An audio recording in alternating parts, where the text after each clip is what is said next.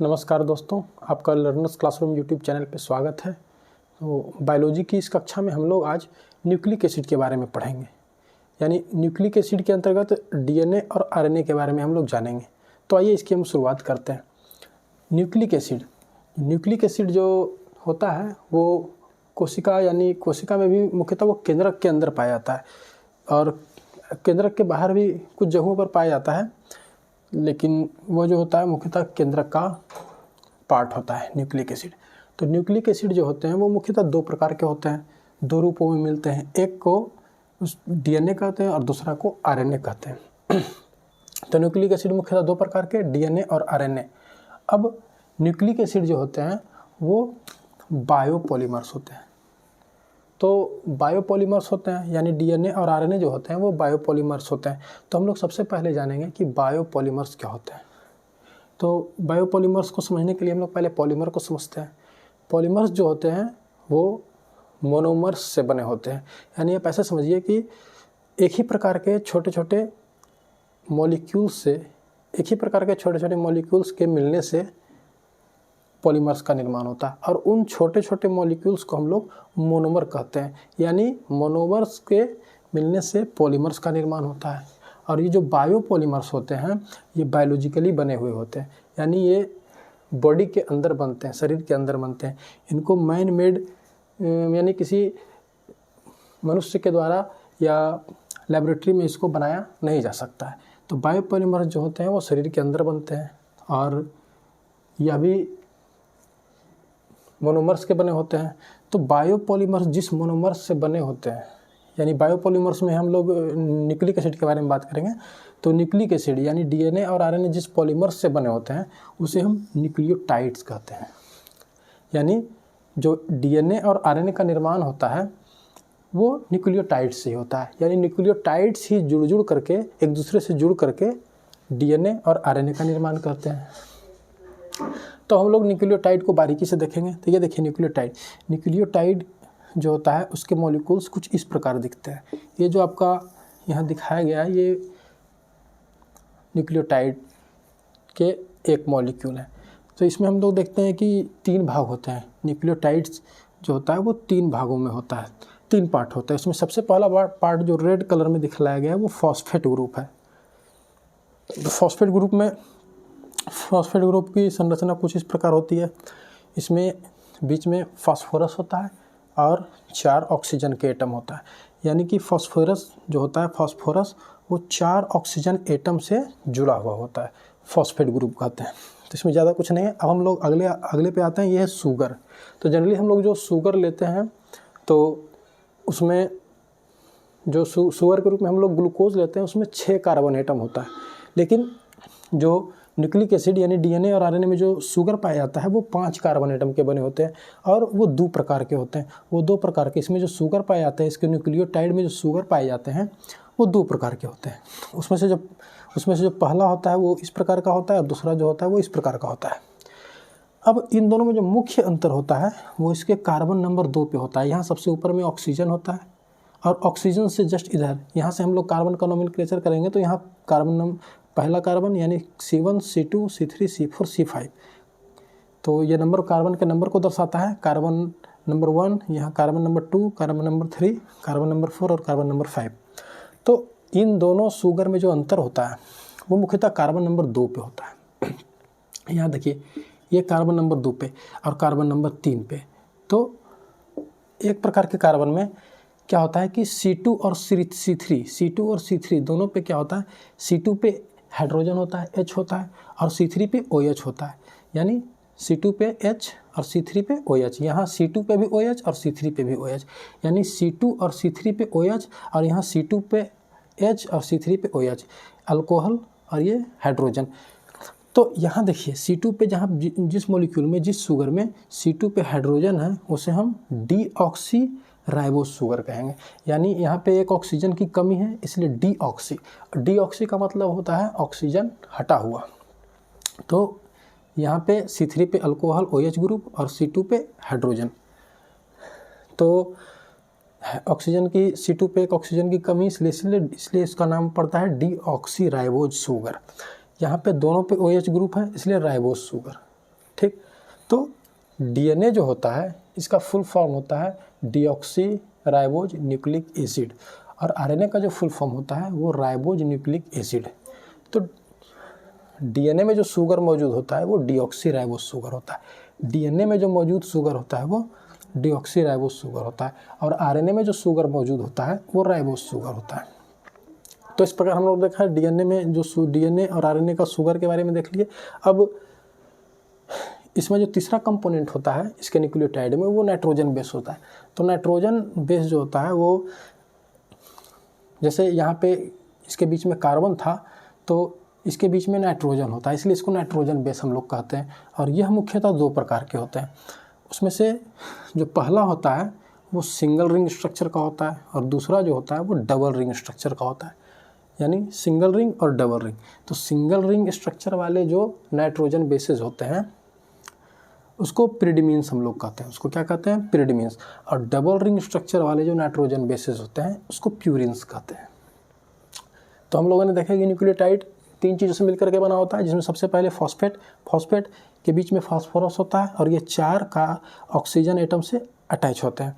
अगला शुगर जो होता है वो डीएनए का शुगर जो होता है वो डीऑक्सी राइबोज शुगर होता है। इसमें कार्बन नंबर 2 पे हाइड्रोजन होते हैं और C3 पे OH होता है। आरएनए का जो शुगर होता है इसमें कार्बन नंबर 2 और कार्बन नंबर 3 दोनों पे OH ग्रुप होते हैं। चूँकि यहाँ एक ऑक्सीजन का अभाव है इसलिए इसका नाम डीऑक्सी पड़ गया, मतलब एक ऑक्सीजन की कमी। इसलिए डीएनए में इस प्रकार का शुगर और आरएनए में इस प्रकार, यानी राइबोज शुगर। अगला जो होता है नाइट्रोजन बेसेस होता है। नाइट्रोजन बेस 2 प्रकार के, single ring structure, double ring structure. Single ring structure को पिरिडीमीन्स कहते हैं, डबल रिंग स्ट्रक्चर को प्यूरिन्स कहते हैं। अब पिरिडीमीन्स जो होते हैं वो कई एक प्रकार के होते हैं, प्यूरिन्स भी कई एक प्रकार के होते हैं। तो चलिए हम लोग अब इसको देखते हैं।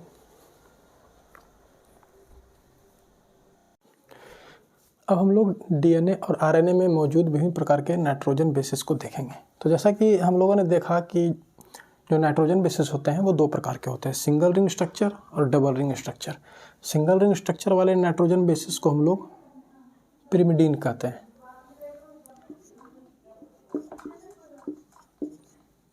पिरिमिडीन।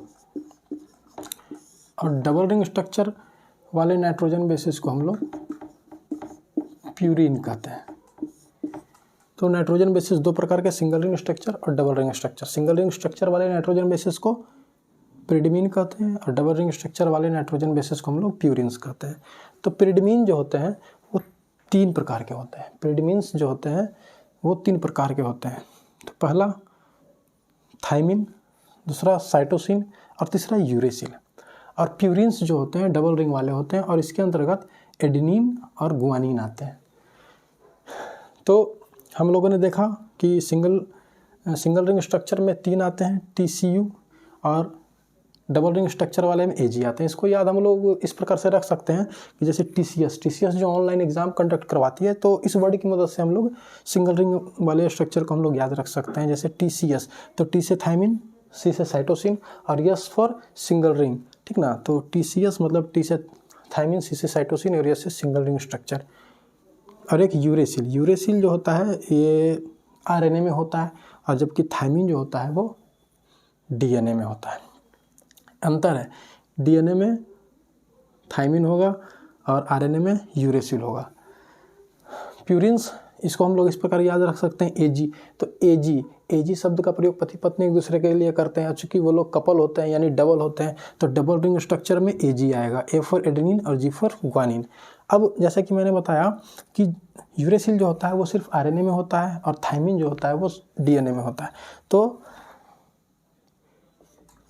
डीएनए में क्या क्या होगा, मतलब डीएनए में जो नाइट्रोजन बेसेस होंगे वो कौन कौन होंगे, एडेनिन, थाइमिन, गुआनिन और साइटोसिन। वहीं आरएनए में जो मौजूद बेसेस होंगे वो क्या होंगे, एडेनिन, और यहाँ T के जगह पे यानी थाइमिन के जगह पे यूरेसिल आ जाएगा, ठीक। और गुआनिन और साइटोसिन। तो डीएनए के अंतर्गत 4 बेसेस, एडेनिन, थाइमिन, साइटोसिन और एडेनिन, थाइमिन, गुआनिन और साइटोसिन। वहीं आरएनए के अंतर्गत जो बेसेस आते हैं वह एडेनिन, यूरेसिल। बस यही अंतर है कि यहाँ थाइमिन होता है और आरएनए में यूरेसिल होता है, और यहाँ गुआनिन और यहाँ साइटोसिन। अब हम लोग इसके स्ट्रक्चर पे आते हैं। यहाँ देखिए, ये जो डबल हेलिक्स स्ट्रक्चर है ये डीएनए है, और ये जो सिंगल हेलिक्स स्ट्रक्चर है ये आरएनए का है। यानी डीएनए जो होता है वो डबल स्ट्रैंड होता है, यानी आप समझ सकते हैं कि इसमें धागे नुमा, डबल धागे नुमा रचना होती है जो एक दूसरे से मुड़ी हुई होती है, और इसके बीच में जो होते हैं वो बेस होते हैं। जैसे यहाँ देखिए, जो अलग अलग कलर से दिखलाया गया है वो अलग अलग बेसेस हैं। तो यहाँ जो है एडेनिन थाइमिन से जुड़ा हुआ है और गुआनिन साइटोसिन से जुड़ा हुआ है, और इन दोनों ये जो बेसेस जुड़े होते हैं एक दूसरे से, एडेनिन थाइमिन से, गुआनिन साइटोसिन से, ये हाइड्रोजन बॉन्ड के द्वारा जुड़े हुए होते हैं। तो एडेनिन और थाइमिन के बीच में डबल बॉन्ड होता है, और गुआनिन और साइटोसिन के बीच ट्रिपल बॉन्ड होता है, और ये बॉन्ड जो होता है वो हाइड्रोजन बॉन्ड होता है। तो डीएनए में जो बेसेस होते हैं वो एडेनिन जो होता है वो थाइमिन के साथ डबल बॉन्ड के साथ जुड़ा हुआ होता है, और गुआनिन जो होता है वो साइटोसिन के साथ ट्रिपल बॉन्ड में जुड़ा हुआ होता है। जबकि आरएनए का स्ट्रक्चर जो होता है वो सिंगल स्ट्रैंड होता है, मतलब इसमें एक ही धागा होता है, डबल स्ट्रैंड नहीं होता, और इसमें जो बेसेस होते हैं उसके बीच में हाइड्रोजन बॉन्डिंग नहीं होती। तो ये ऐसे ही बस लगे होते हैं इसके स्ट्रैंड के साथ। तो आप लोग समझ गए होंगे इसके स्ट्रक्चर को। एक चीज़ और, ये जो स्ट्रेन होते हैं, ये जो सपोर्ट होता है, यहाँ पे देख रहे हैं ना सपोर्ट की, इसमें डबल सपोर्ट है और यहाँ पे सिंगल सपोर्ट है। जो इसके स्ट्रेन होते हैं, यानी जो इसके सपोर्ट होते हैं दोनों तरफ इसके और इसके, ये यहाँ देखिए आप लोग को तीर से यहाँ दर्शाया गया है, ये इसमें यहाँ और इसमें यहाँ, ये दोनों जो होते हैं शुगर और फॉस्फेट के बने होते हैं। तो इसका जो सपोर्ट होता है, स्ट्रेन होता है डीएनए और आरएनए का, वो शुगर और फॉस्फेट के बना होता है। और ये सब जो अलग अलग कलर में आप लोग लाइनिंग देख रहे हैं, ये इसके बेसिस होते हैं।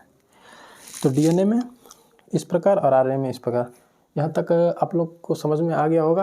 अब एक चीज़ और कुछ है जो एग्जाम्स में पूछ सकता है, ये इसके जो दोनों स्ट्रेन होते हैं, ये जो हेलिक्स मॉडल डीएनए का होता है, इसके जो दोनों स्ट्रेन होते हैं, इसके बीच की दूरी 20 एंगस्ट्रॉम की होती है।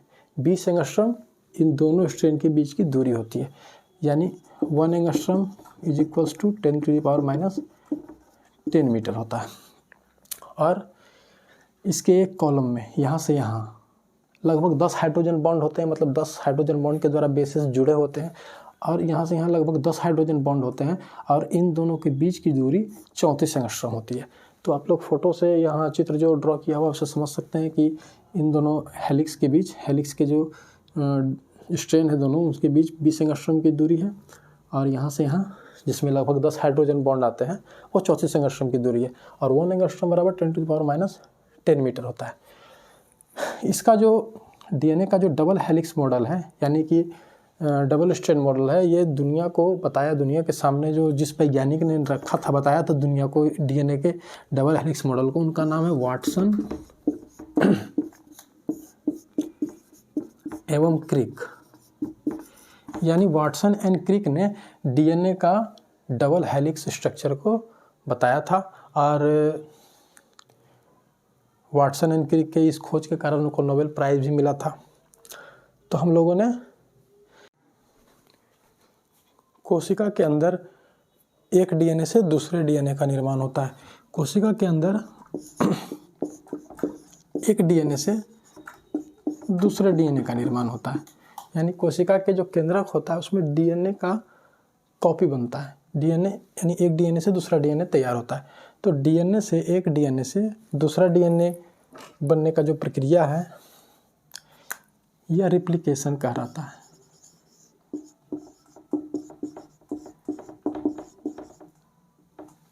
रिप्लिकेशन कहलाता है, यानी डीएनए, एक डीएनए से दूसरा डीएनए जो केंद्रक में तैयार होता है, इस प्रक्रिया को हम लोग रिप्लिकेशन कहते हैं। डीएनए जब बीच से टूटता है तो वो सिंगल स्ट्रैंड में आ जाता है, और डीएनए से आरएनए का निर्माण होता है। तो डीएनए से आरएनए निर्माण की जो प्रक्रिया है, यह ट्रांसक्रिप्शन कहलाती है।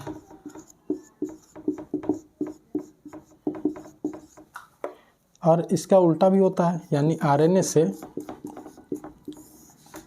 डीएनए का निर्माण होता है। आरएनए से डीएनए का निर्माण होता है। चूँकि डीएनए से आरएनए बनना जो है ट्रांसक्रिप्शन कहलाता है, तो इसका उल्टा आरएनए से डीएनए बनना जो है वो रिवर्स ट्रांसक्रिप्शन कहलाता है।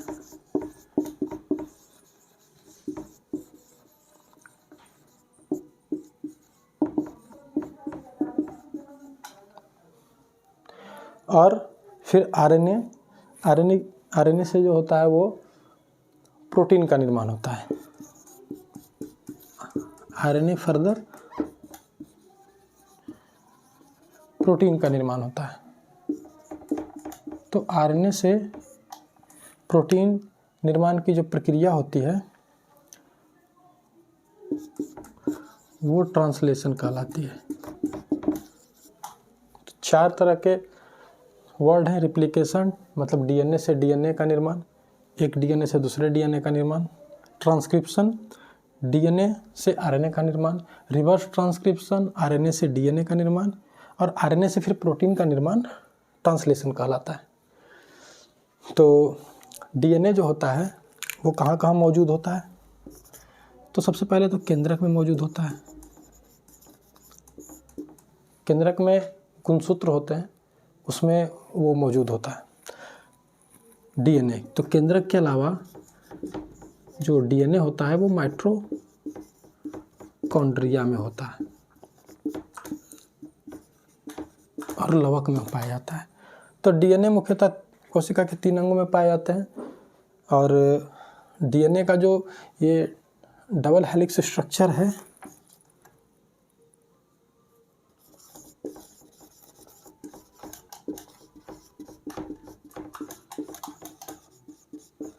किनके द्वारा दिया गया था? जो डीएनए के डबल हेलिक्स स्ट्रक्चर को के बारे में दुनिया को जिस वैज्ञानिक ने बताया उनका नाम है वाटसन एवं क्रिक। तो डीएनए से संबंधित ये कुछ वर्ड था जो एग्जाम्स में पूछता है। अब हम लोग तो आरएनए के बारे में देखेंगे। तो सबसे पहले आरएनए का जो फुल फॉर्म होता है, जैसा कि आप लोग जानते हैं, इसका फुल फॉर्म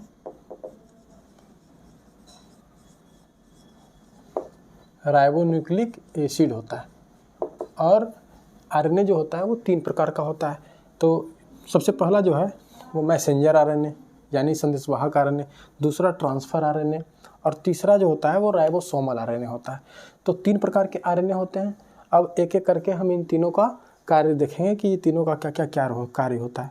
तो सबसे पहले हम लोगों ने जाना कि डीएनए से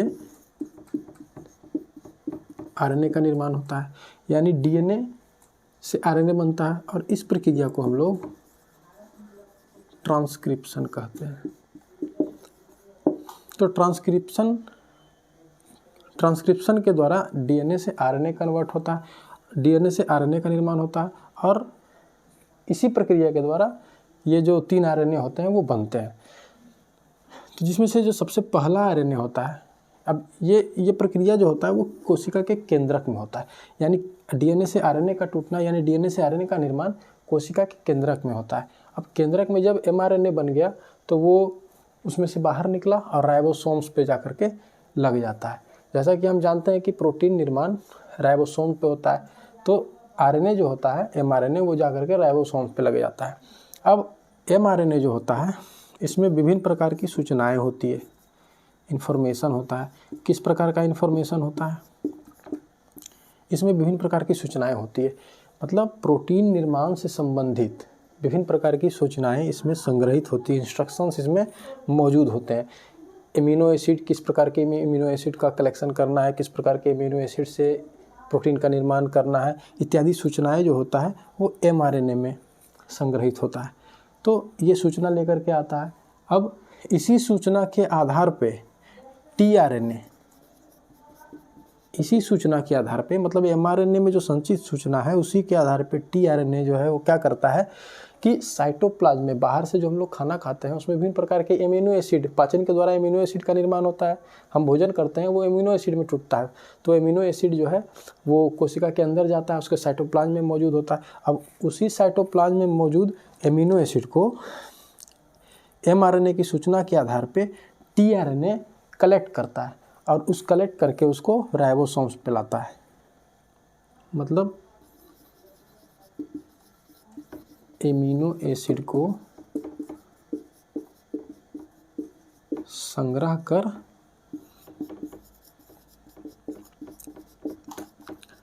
राइबोसोम पर लाता है। यानी mRNA क्या किया, उसमें जो सूचनाएं हैं उसी के आधार पर tRNA एमिनो एसिड को कलेक्ट किया, किस किस प्रकार के एमिनो एसिड को कलेक्ट करना है, उन्हीं एसिड को लाया, एमिनो एसिड को ला करके राइबोसोम पे रख दिया। अब राइबोसोम्स पे जब एमिनो एसिड आ गया तो हम जानते हैं कि एमिनो एसिड का ही पॉलीमर होता है प्रोटीन, तो इन्हीं एमिनो एसिड से जो राइबोसोम्स होते हैं वो प्रोटीन का निर्माण करते हैं। अब रहा rRNA, तो rRNA को हम लोग राइबोसोमल RNA कहते हैं। यानी यह जो rRNA है इससे मिलकर के राइबोसोम का निर्माण होता है। यानी राइबोसोम्स जो होते हैं वो rRNA और प्रोटीन के बने होते हैं। राइबोसोम्स जो होते हैं वो rRNA और प्रोटीन के बने होते हैं। तो एमिनो एसिड जब राइबोसोम्स पे आता है तो फिर उसका फर्दर वो प्रोटीन में बदल जाता है। यानी हम कह सकते हैं कि rRNA जो होता है वो प्रोटीन जो है बनाने में मदद करता है। तो इस प्रकार हम लोग देख लिए कि 3 प्रकार के RNA होते हैं और तीनों के क्या कार्य होते हैं। और यहाँ पे हम लोग देख सकते हैं कि RNA का जो स्ट्रक्चर है वो सिंगल स्ट्रैंड होता है। यानी इसमें एक धागा होता है जिसमें से बेसेस लगे होते हैं, नाइट्रोजन बेसेस लगे होते हैं। यहाँ जो आप लोग अलग अलग रंग में देख रहे हैं ये नाइट्रोजन बेसेस है। और इसका जो ये धागे नुमा रचना है यानी जो इसका स्ट्रेन है यह शुगर और फॉस्फेट का बना होता है। तो इस प्रकार हम लोगों ने RNA के बारे में देख लिया। और यदि आप लोग को समझ में आ गया हो, मेरा प्रयास आप लोग को अच्छा लगा हो तो चैनल को लाइक कीजिए, सब्सक्राइब कीजिए, अपने दोस्तों के साथ शेयर कीजिए। तो फिर मिलते हैं दोस्तों अगले वीडियो में, तब तक के लिए धन्यवाद।